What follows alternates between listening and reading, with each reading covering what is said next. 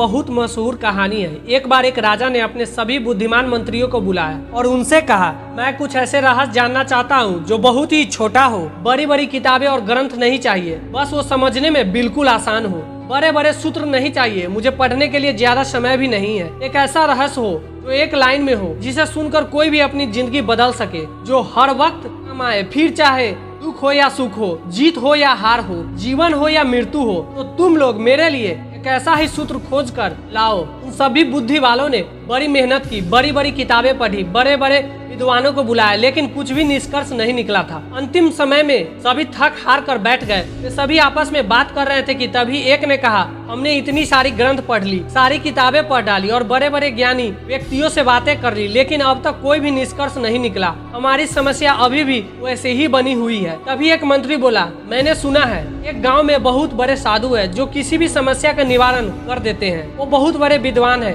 और ज्ञान को प्राप्त कर चुके हैं। क्यों न हम लोग उन्हीं के पास चले। वह लोग उस साधु के पास पहुँचे और उन्हें सम्राट की कहानी बताकर समस्या का समाधान मांगा। साधु ने कहा, आप लोग मुझे सम्राट के पास ले चलिए। साधु अपने उंगली में एक अंगूठी पहनते थे। उन्होंने वह अंगूठी निकालकर सम्राट को दे दी और कहा, इसे पहन लो, यह बहुत ही चमत्कारी अंगूठी है। यह अंगूठी मुझे मेरे गुरु ने दी थी। इस अंगूठी के चमत्कार, पत्थर के नीचे एक छोटा रहस्य है। मैंने अभी तक इसे खोला ही नहीं, क्योंकि मुझे कभी इसकी जरूरत ही नहीं पड़ी, इसलिए मैंने अभी तक इसे खोलकर देखा भी नहीं। लेकिन इस अंगूठी को देने से पहले मेरे गुरु ने एक शर्त रखी थी, इस अंगूठी के अंदर मौजूद इस चमत्कारी रहस्य को भी जानना जब जिंदगी के सारे रास्ते बंद हो जाए, तभी इसे खोलकर देखना। लेकिन उनकी कृपा से मेरी जिंदगी में ऐसा कोई बुरा समय आया ही नहीं, इसलिए मैंने आज तक खोलकर इसे पढ़ा ही नहीं। लेकिन इसमें जरूर कुछ बड़ा चमत्कारी रहस्य लिखा होगा जो किसी भी मुश्किल स्थिति या परिस्थिति से बाहर निकाला जा सकता है और किसी भी समस्या को दूर कर सकता है। तो इसे आप रख लो,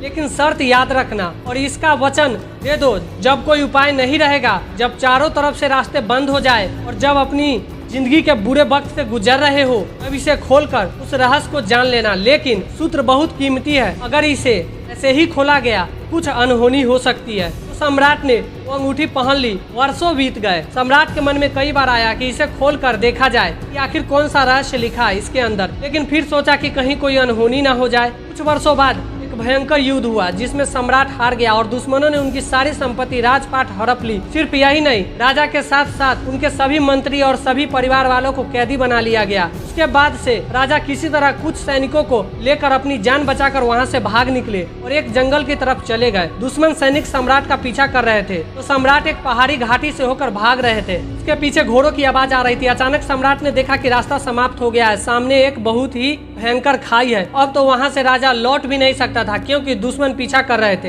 एक पल के लिए सम्राट तो चौंक गया कि क्या करे। फिर अचानक उसे उस साधु की दी हुई चमत्कारी अंगूठी की बात याद आई। सम्राट ने तुरंत वो अंगूठी खोली। उसमें से एक कागज निकला। उस कागज में एक छोटा सा वचन लिखा था जिसे वो पढ़कर चौंक गया। उसमें लिखा था, यह समय भी बीत जाएगा। वह सूत्र पढ़ते ही सम्राट के चेहरे पर खुशी आ गई और जो शरीर एकदम डर के मारे कांप रहा था वो एकदम से शांत हो गया। उसने सोचा, शायद सूत्र ठीक ही कहता है, अब करने को कुछ नहीं है। और इस सूत्र ने सम्राट के भीतर सोई हुई आत्मा को जगा दिया। यह वक्त भी बीत जाएगा, यह पढ़ते ही उसके मन का डर खत्म हो गया। अब वो बेचैन नहीं था, घबराया हुआ नहीं था और शांति से उसी स्थान पर बैठ गया। संयोग की बात थी, थोड़ी देर बाद घोड़ों की पैरों की आवाज सुनाई देना बंद हो गई। सम्राट का पीछा कर रहे सैनिक कुछ देर बाद वहां से वापस लौट गए थे क्योंकि उन्हें सम्राट कहीं भी दिखाई नहीं दे रहे थे। उन्हें पता ही नहीं चला कि सम्राट किस तरफ चला गया। सम्राट ने चैन की सांस ली और अंगूठी फिर दोबारा वापस पहन ली। यह समय भी बीत जाएगा, यह पढ़कर सम्राट का दिमाग और भी खुल गया था और उनके अंदर हिम्मत आ गई थी। इसलिए दोबारा उस सम्राट ने अपने मित्रों और सैनिकों को इकट्ठा कर एक रणनीति बनाई और दुश्मनों द्वारा कब्जा किए हुए अपने किले पर हमला कर दिया। और इस बार सम्राट सही सूझबूझ से उस लड़ाई में जीत गया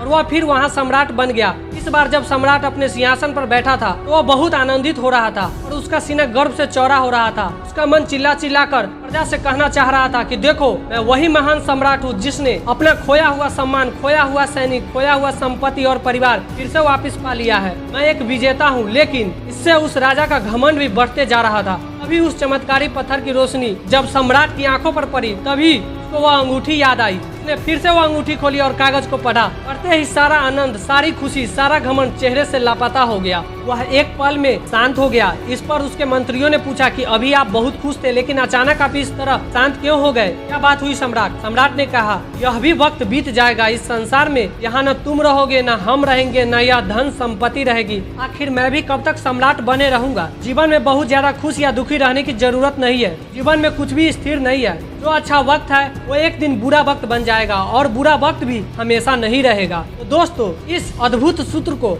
अगर हम भी याद रखें तो हमारे मन में भी घमंड नहीं आएगा और मन आनंदित महसूस करेगा। आपके जीवन में कितनी भी बड़ी से बड़ी प्रॉब्लम क्यों न आ जाए, कितना भी बुरा से बुरा समय क्यों न आ जाए, यह सूत्र हमेशा आपको आगे बढ़ने में प्रेरित करेगा और आप कभी भी अपने जीवन में निराश होकर नहीं बैठेंगे। आपके अंदर हमेशा एक हिम्मत भी बनी रहेगी, क्योंकि इसे सही से समझा जाए तो जिंदगी एक खेल की तरह है। दोस्तों, ये वीडियो कैसी लगी कमेंट करके बताना। उम्मीद करता हूँ आप भी इस सूत्र को हमेशा याद रखकर हमेशा आनंद में रहेंगे। मिलते हैं अगले वीडियो में। जय हिंद, वंदे मातरम।